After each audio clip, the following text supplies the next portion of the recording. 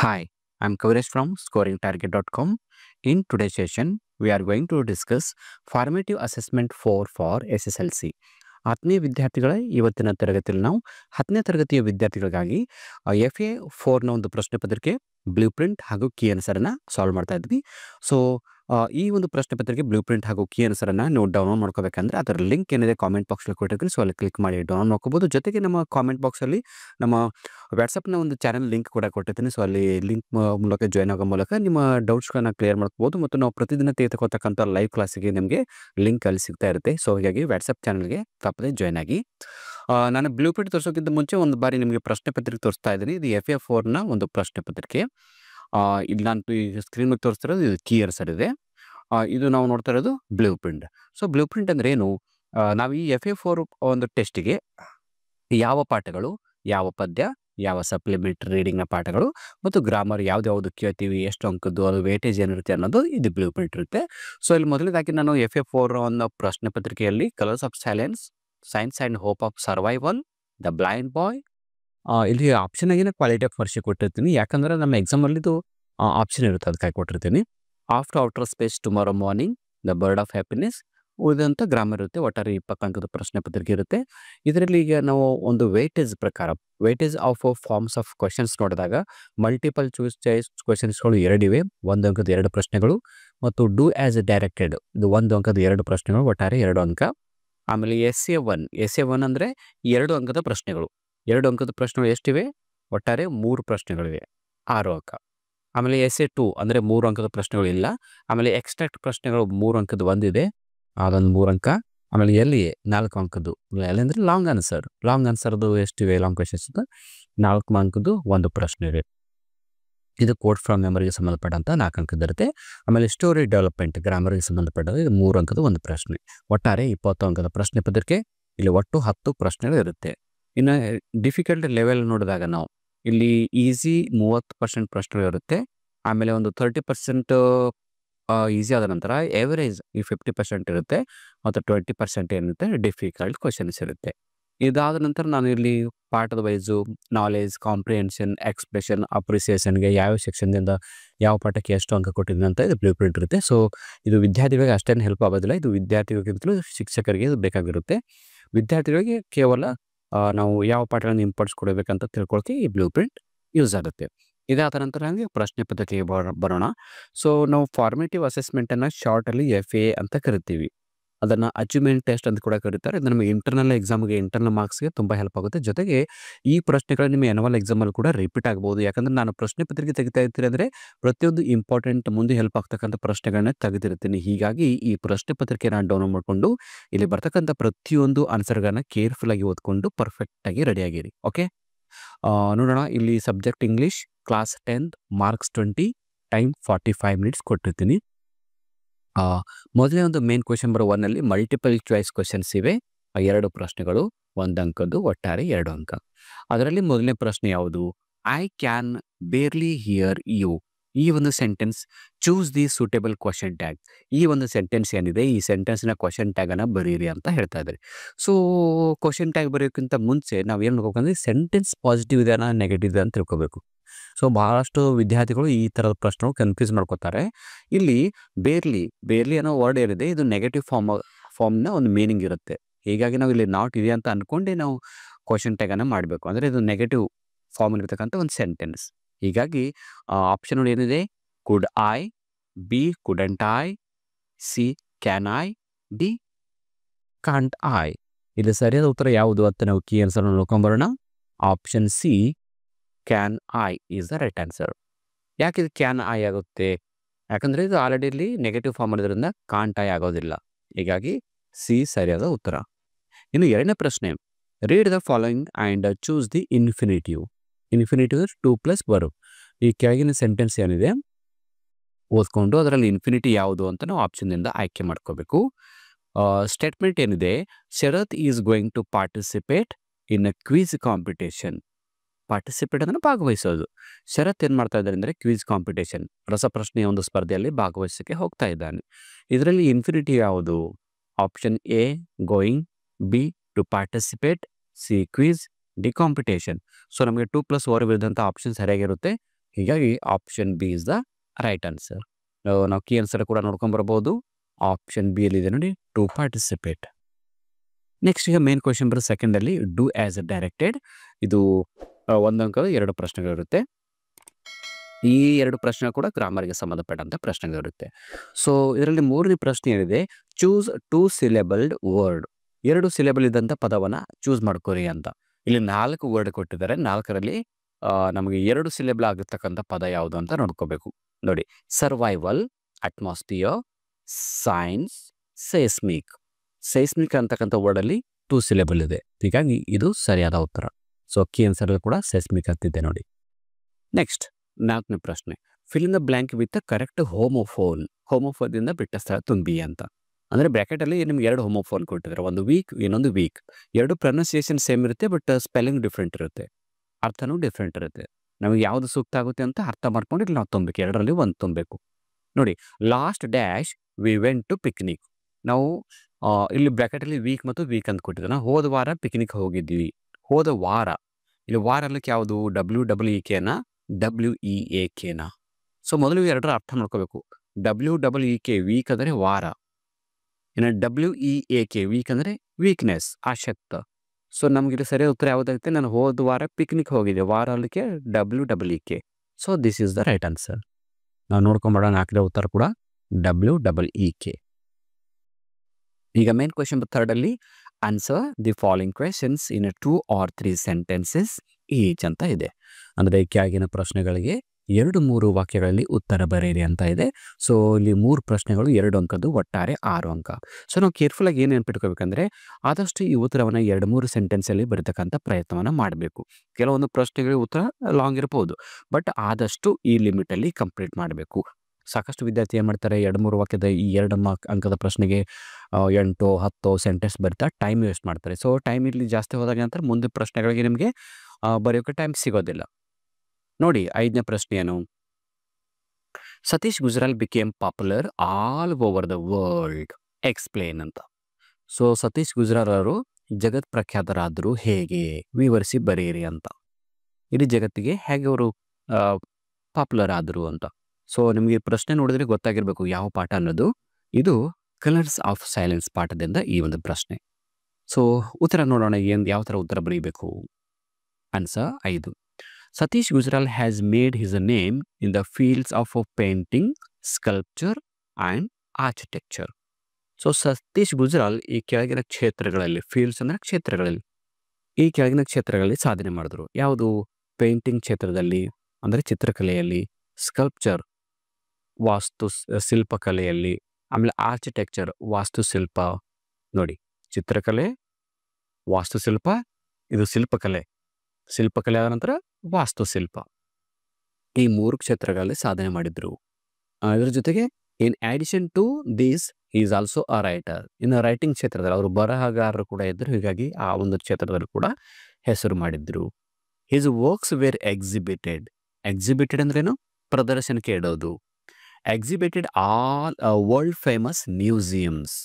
Museums ಅಂದರೆ ವಸ್ತು ಸಂಗ್ರಹಾಲಯಗಳು.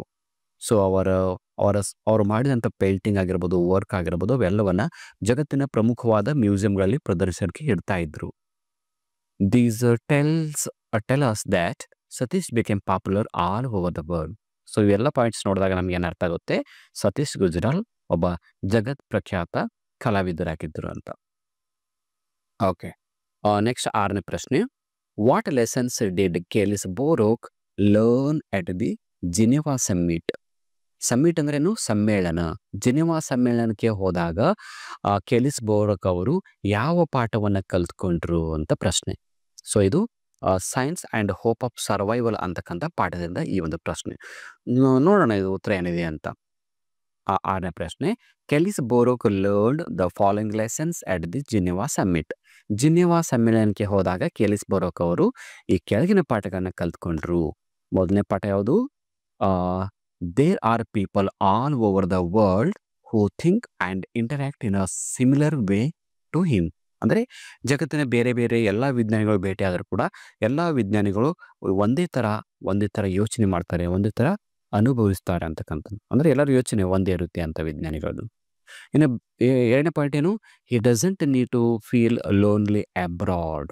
Lonely ಅಂದರೆ ಒಂಟಿತನ, ಅಬ್ರಾಡ್ ಅಂದರೆ ವಿದೇಶ, ಫಾರಿನ್. ಸೊ ಈ ವಿಜ್ಞಾನಿಗಳು ಫಾರಿನ್ಗೆ ಹೋದಾಗ ಅಲ್ಲಿ ಒಂಟಿತನ ಅನುಭವಿಸೋದಿಲ್ಲ, ಯಾಕಂದರೆ ಅಲ್ಲಿ ಕೂಡ ವಿಜ್ಞಾನಿಗಳಿರ್ತಾರೆ, ಹೀಗಾಗಿ ಅವರಿಗೆ ಒಂಟಿತನ ಅನಿಸೋದಿಲ್ಲ. Next point, where there is science there is hope of survival and well being for all. ಎಲ್ಲಿ ವಿಜ್ಞಾನ ಇರುತ್ತೆ ಅಲ್ಲಿ ಬದುಕುವ ಭರವಸೆ ಇರುತ್ತೆ. ಈ 3 ಪಾಠಗಳನ್ನ ಕೆಲಿಸ್ ಬೋರಕ್ ಅವರು ಜಿನಿವಾ ಸಮ್ಮೇಳನಕ್ಕೆ ಹೋದಾಗ ಕಲ್ತ್ಕೊಂಡ್ರು. Okay, next question number 7. What changes came over Wangjia as the bird of happiness caressed him. Caress ಅಂದ್ರೇನು, ಮೈ ನೆವರಿಸೋದು, ಮುದ್ದು ಮಾಡೋದು. ಸೊ ವಾಂಗ್ಜಿಯಾಗೆ ಆ ಬರ್ಡ್ ಆಫ್ ಹ್ಯಾಪಿನೆಸ್ ಪಕ್ಷಿ ಏನು ಮಾಡುತ್ತೆ, ತನ್ನ ರೆಕ್ಕೆಗಳಿಂದ ಅವನಿಗೆ ಮೈಯೆಲ್ಲ ಸವರಿ ಮುದ್ದು ಮಾಡುತ್ತೆ. ಸೊ ಈ ಥರ ಮುದ್ದು ಮಾಡಿದಾಗ ವಾಂಗ್ಜಿಯನ ಹತ್ರ ಏನೇನು ಬದಲಾವಣೆ ಆಯಿತು, ವಾಂಗ್ಜಿಯನ ಶರೀರದಲ್ಲಿ ಯಾವ ಥರ ಬದಲಾವಣೆ ಆಯಿತು ಅಂತ ಪ್ರಶ್ನೆ. ಸೊ ಇದು ಸಪ್ಲಿಮೆಂಟರಿ ರೀಡಿಂಗ್ನ ಕೊನೆಯ ಪಾಠ, ದ ಬರ್ಡ್ ಆಫ್ ಹ್ಯಾಪಿನೆಸ್ ಪಾಠದಿಂದ ಈ ಒಂದು ಪ್ರಶ್ನೆ ಇದೆ. So answer, when the bird of happiness caressed Wangjia with its wings. Wings ಅಂದರೆ ರೆಕ್ಕೆಗಳು. The following changes occurred. Occurred ಅಂದರೆ ಸಂಭವಿಸೋದು. So the bird of happiness ತನ್ನ ರೆಕ್ಕೆಗಳಿಂದ ವಾಂಗ್ಜಿಯಾಗೆ ನೆವರಿಸಿದಾಗ ಈ ಕೆಳಗಿನ ಒಂದು ಬದಲಾವಣೆಗಳು ಕಂಡು ಬಂದವು. ಆಕರ್ಡ್ ಅಂದರೆ ಕಂಡು ಬರೋದು. ನೋಡಿ, ವಾಂಗ್ಜಿಯಾಸ್ ಐಬಾಲ್ಸ್. ಐಬಾಲ್ಸ್ ಅಂದರೆ ಕಣ್ಣಿನ ಗುಡ್ಡೆಗಳು. Flew back to into their sockets. So ವಾಂಗ್ಜಿಯನ ಕಣ್ಣುಗುಡ್ಡೆಗಳು ಮತ್ತೆ ತನ್ನ ಜಾಗನಿಗೆ ಬಂದು ಕೂತ್ಕೊಂಡು. Restored his vision. ಆತನ ಕಣ್ಣಿನ ಒಂದು ದೃಷ್ಟಿ ಏನಿತ್ತು ಇನ್ನಷ್ಟು ಶಾರ್ಪ್ ಆಯಿತು. Second point, his wounds healed. Wounds ಅಂದರೆ ಗಾಯಗಳು, ಹೀಲ್ಡ್ ಅಂದರೆ ವಾಸಿಯಾಗೋದು. ಆತನ ಮೈ ತುಂಬ ಆದಂಥ ಎಲ್ಲ ಗಾಯಗಳು ವಾಸಿಯಾದವು. ಇನ್ನು ಮೂರನೇ point, he became stronger than ever. ಮೊದಲಿನಕ್ಕಿಂತಲೂ ತುಂಬ ಶಕ್ತಿಶಾಲಿಯಾಗಿ, ಬಲಿಷ್ಠನಾಗಿ ಪರಿವರ್ತನೆ ಆಗ್ತಾನೆ. ಈ 3 ಪ್ರಮುಖವಾದ ಬದಲಾವಣೆಗಳು ವಾಂಗ್ಜಿಯಾಗೆ ಆಗುತ್ತೆ. ಈಗ ಮೇನ್ ಕ್ವೆಶ್ಚನ್ ನಂಬರ್ 4 ಅಲ್ಲಿ read the following extract and answer the questions that follow. Extract ಪ್ರಶ್ನೆಗಳಿವೆ, ಇದು 3 ಅಂಕದ ಒಂದು ಪ್ರಶ್ನೆ. ಪ್ರಶ್ನೆ 8, there won't be any calendar, there won't be any clock. ಅಲ್ಲಿ ಯಾವುದೇ ಕ್ಯಾಲೆಂಡರ್ ಆಗಲಿ ಕ್ಲಾಕ್ ಆಗಲಿ ಯೂಸ್ ಆಗೋದಿಲ್ಲ ಅಂತ ಒಂದು ಸ್ಟೇಟ್ಮೆಂಟ್ ಇದೆ. ನೋಡಿ, ಸ್ಟೇಟ್ಮೆಂಟ್ ಇನ್ನೊಂದು ಬಾರಿ ಹೇಳ್ತೀನಿ, ಅಲ್ಲಿ ಯಾವುದೇ ಕ್ಯಾಲೆಂಡರ್ ಆಗಲಿ ಕ್ಲಾಕ್ ಅಂದರೆ ಗಡಿಯಾರಗಳಾಗಲಿ ಯೂಸ್ ಆಗೋದಿಲ್ಲ ಅಂತ. ಸೊ ತಮಗೆ ಗೊತ್ತಾಗಿರಬೇಕು ಇದು ಯಾವ ಒಂದು ಪದ್ಯದ್ದು ಈ ಪ್ರಶ್ನೆ ಅಂತ. ಇದು of to outer space tomorrow morning ಪೊಯಮ್ದಿಂದ ಈ ಒಂದು ಪ್ರಶ್ನೆ ಇದೆ. ಇಲ್ಲಿ ಪ್ರಶ್ನೆ ಏನಂದರೆ, here there refer to dash dash. ಇಲ್ಲಿ ದೇರ್ ಅಂತ ಯೂಸ್ ಮಾಡಿದಾರಲ್ಲ, there won't be any calendar, there won't be any clock. ಈ ದೇರ್ ಅದಲ್ಲ, ದೇರ್ ಅಂದರೆ ಎಲ್ಲಿ, ದೇರ್ ಅಂದರೆ ಎಲ್ಲಿ, ಹೌದಾ? ಇಲ್ಲಿ ದೇರ್ ಅಂದರೆ ಎಲ್ಲಿ ಅಂದರೆ ನಾವು ಪ್ಲೇಸ್ ಹೇಳಬೇಕು, ಎಲ್ಲಿ ಕ್ಯಾಲೆಂಡರ್ ಮತ್ತು ಕ್ಲಾಕ್ ಯೂಸ್ ಆಗೋದಿಲ್ಲ. Answer A, in outer space. Outer space ಅಂದರೆ ಬಾಹ್ಯಾಕಾಶ. ಬಾಹ್ಯಾಕಾಶದಲ್ಲಿ ಕ್ಯಾಲೆಂಡರ್ ಮತ್ತು ಕ್ಲಾಕ್ಗಳು ಯೂಸ್ ಆಗೋದಿಲ್ಲ. ಇನ್ನು ಬಿ ಪ್ರಶ್ನೆ, which poem is the line taken from. ಈ ಒಂದು ಸಾಲು ಅಂದರೆ ಮೇಲೆ ಕೊಟ್ಟಂಥ ಈ ಸೆಂಟೆನ್ಸ್ ಏನಿದೆ ಯಾವ ಒಂದು ಪೋಯಮ್ದಿಂದ ಆಯ್ದುಕೊಳ್ಳಲಾಗಿದೆ ಅಂತ. ಸೊ ಈಗಾಗಲೇ ನಾನು ಹೇಳಿದ್ದೀನಿ, off to outer space tomorrow morning ಈ ಪೋಯಮ್ದಿಂದ ಆಯ್ದುಕೊಳ್ಳಲಾಗಿದೆ. ಇನ್ನು ಸಿ ಕ್ವೆಶ್ಚನ್ ಏನಿದೆ, why calendars and clocks are useless. ಯಾಕೆ ಕ್ಯಾಲೆಂಡರ್ ಮತ್ತು ಕ್ಲಾಕ್ಗಳು ಯೂಸ್ ಆಗೋದಿಲ್ಲ?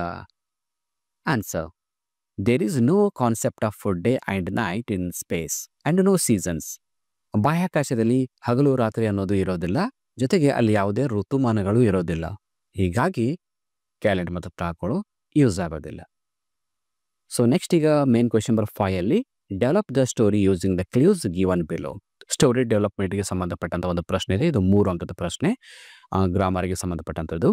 9ನೇ ಪ್ರಶ್ನೆ ನೋಡಿ, ಇಲ್ಲಿ ಏನು ಕೊಟ್ಟಿರ್ತಾರೆ ನಿಮಗೆ, ಒಂದು ಸ್ಟೋರಿಯನ್ನು ಶಾರ್ಟ್ ರೂಪದಲ್ಲಿ ಡ್ಯಾಶ್ ಡ್ಯಾಶ್ ರೂಪದಲ್ಲಿ ಕೊಟ್ಟಿರ್ತಾರೆ. ಅದನ್ನು ಓದ್ಕೊಂಡು ಆ ಸ್ಟೋರಿಯನ್ನು ಇಮೇಜಿನ್ ಮಾಡಿಕೊಂಡು ಒಂದು ಪ್ಯಾರಾಗ್ರಾಫ್ ರೂಪದಲ್ಲಿ ಸ್ಟೋರಿಯನ್ನು ಎಕ್ಸ್ಪ್ಯಾಂಡ್ ಮಾಡಿ ಬರಿಬೇಕು. ನೋಡಿ ಏನಿದೆ, a farmer dash goose dash laid golden eggs dash sold dash but dash greedy at a time dash cut dash no eggs dash sat lost dash goose and eggs. ಈ ಥರ story ಕೊಟ್ಟಿದ್ದಾರೆ. ಆ ಸ್ಟೋರಿಯನ್ನು ಈಗ ನಾವು ಆನ್ಸರ್ ನೋಡೋಣ. ಈ ಥರ ನಾವು ಬರೀಬೇಕು. Once a farmer had goose. Goose ಅಂದರೆ ನಾವು ಕೋಳಿಗಳಿಗೆ ಗೂಸ್ ಅಂತ ಕರಿತೀವಿ. That laid a golden egg every day. So ಒಬ್ಬ ರೈತನ ಹತ್ರ ಒಂದು ಕೋಳಿ ಇತ್ತು, ಅದು ದಿನಾಲು ಆ ಬಂಗಾರದ ಮೊಟ್ಟೆಯನ್ನು ನೀಡ್ತಾ ಇತ್ತು, ದಿನಾಲು ಒಂದು ಮೊಟ್ಟೆ ಕೊಡ್ತಾ ಇತ್ತು. ಹಿ sold the eggs and became rich. ಆತ ದಿನಾಲೂ ಏನು ಮಾಡ್ತಿದ್ದ, ಆ ಬಂಗಾರದ ಒಂದು ಮೊಟ್ಟೆಯನ್ನು ತೆಗೆದುಕೊಂಡು ಮಾರ್ತಿದ್ದ. ಮಾರಿ ಬಂದಂಥ ದುಡ್ಡಿನಿಂದ ತನ್ನ ಜೀವನ ನಡೆಸ್ತಾ ಇದ್ದ. ಶ್ರೀಮಂತವಾಗಿ ಬೆಳೆದಿದ್ದ. But he was greedy. But ಅವನಿಗೊಂದು ಬಹಳ ಆಸೆ ಇತ್ತು. ಅವನಿಗೆ ಇನ್ನೂ ಶ್ರೀಮಂತ ಆಗಬೇಕು, ಇನ್ನೂ ಜಾಸ್ತಿ ದುಡ್ಡು ಗಳಿಸ್ಬೇಕು ಅಂತ ಒಂದು ಗ್ರೀಡ್, ದಾಹ ಬಂದಿತ್ತು, ಅತಿ ಆಸೆ ಬಂದಿತ್ತು.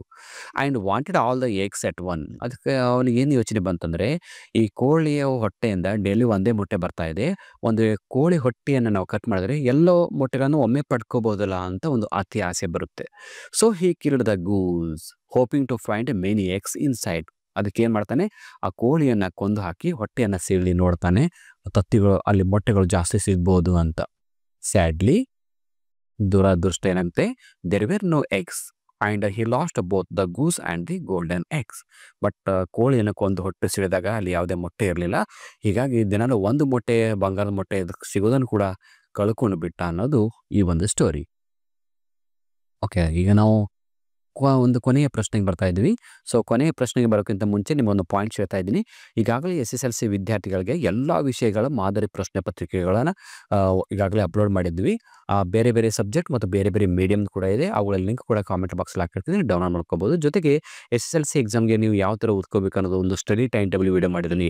ಮತ್ತು SSLC ಎಕ್ಸಾಮಲ್ಲಿ 95%ಗಿಂತಲೂ ಜಾಸ್ತಿ ಅಂಕ ಪಡ್ಕೋಬೇಕಂದ್ರೆ ಯಾವ ಥರ ಓದಬೇಕು ಅಂತ ಕೂಡ ವಿಡಿಯೋ ಮಾಡಿದ್ದೀನಿ. ಅವುಗಳ ಲಿಂಕ್ ಕಾಮೆಂಟ್ ಬಾಕ್ಸಲ್ಲಿ ಹಾಕಿರ್ತೀನಿ, ಕ್ಲಿಕ್ ಮಾಡಿ ನೋಡ್ಕೋಬೋದು. ಜೊತೆಗೆ ಇವತ್ತು ನಾವು ಡಿಸ್ಕಸ್ ಮಾಡಿದಂಥ ಈ FA4 ಪ್ರಶ್ನೆ ಪತ್ರಿಕೆ ಕೀ ಆನ್ಸರ್ ಮತ್ತು ಬ್ಲೂ ಪ್ರಿಂಟ್ನ ಲಿಂಕ್ ಕೂಡ ಕಾಮೆಂಟ್ ಬಾಕ್ಸಲ್ಲಿ ಇರುತ್ತೆ. ಈಗ ಕೊನೆಯ ಪ್ರಶ್ನೆ, question number 6, code from memory ಏನಿದೆ, ಇದು 4 ಅಂಕದ ಒಂದು ಪ್ರಶ್ನೆ. ಅಂದರೆ ಒಂದು ಪದ್ಯ ನಿಮ್ಗೆ ಕ್ವಾಲಿಟಿ ಆಫ್ ಮರ್ಸಿ ಅಥವಾ ದ ಬ್ಲೈಂಡ್ ಬಾಯ್ ಪೋಯಮ್ನ ಒಂದೊಂದು ಸ್ಟಾನ್ಸವನ್ನು ಕೊಟ್ಟಿರ್ತಾರೆ, ಅದು ಕಂಪ್ಲೀಟ್ ಮಾಡಬೇಕು. ಸೊ ನೀವು ಯಾವುದಾದ್ರೂ ಒಂದು ಪೋಯಮನ್ನು ಬೈ ಹ್ಯಾಟ್ ಮಾಡಿದ್ರೆ ಕೂಡ ನೀವು ಅಟೆಂಪ್ಟ್ ಮಾಡ್ಬೋದು. ನೋಡಿ, ಮೊದಲೇ ಒಂದು ಕ್ವಾಲಿಟಿ ಆಫ್ ಮರ್ಸಿ ಪೋಯಮ್ದು ಕೊಟ್ಟಿದ್ದೀನಿ 10ನೇ ಪ್ರಶ್ನೆಯಾಗಿ. The quality of dash that takes, ಅಥವಾ ಇದ್ರ ಬದಲಾಗಿ ನೀವು ಇದು ಬರಿಬೋದು, you talk of dash day or night. ಇದು ಬ್ಲೈಂಡ್ ಬಾಯ್ ಪೋಯಮ್ ತಂದೆ. ಸೊ ಆನ್ಸರ್ ಅನ್ಕೊಂಬೇಡ, ನಾನು 2 ಪೋಯಮ್ನ ಆನ್ಸರ್ ಕೊಟ್ಟಿರ್ತೀನಿ. ಈಗ ಮೊದಲನೇದಾಗಿ ಕ್ವಾಲಿಟಿ ಆಫ್ ಮರ್ಸಿ ಪೋಯಮ್ನ answer. The quality of mercy is not strained, it droppeth as the gentle rain from heaven upon the place beneath, it is twice blessed, it blesseth him that gives and him that takes. ಅಥವಾ ಇದು ಕೂಡ ಬರಿಬೋದು, you talk of wondrous things you see, you say the sun shines bright, I feel him warm but how can he or make it day or night. So ಇಷ್ಟು ಇವತ್ತು ನಾವು discuss ಮಾಡಿದಂಥ ಪ್ರಶ್ನೆ ಪತ್ರಿಕೆ. ಸೊ ಈ ವಿಡಿಯೋ ಇಷ್ಟ ಆದರೆ ಒಂದು ಲೈಕ್ ಮಾಡಿ, ಹಾಗೂ ನಿಮ್ಮೆಲ್ಲ ಫ್ರೆಂಡ್ಸ್ ಗ್ರೂಪಲ್ಲಿ ಶೇರ್ ಮಾಡ್ಕೊಳ್ಳಿ ಅಂತ ಹೇಳ್ತಾ ಇವತ್ತಿನ ಕ್ಲಾಸನ್ನು ಇಲ್ಲಿಗೆ ಮುಗಿಸ್ತಾ ಇದ್ದೀನಿ. So thank you all for watching the video. If you like the video, subscribe to our channel to get more videos. Thank you all.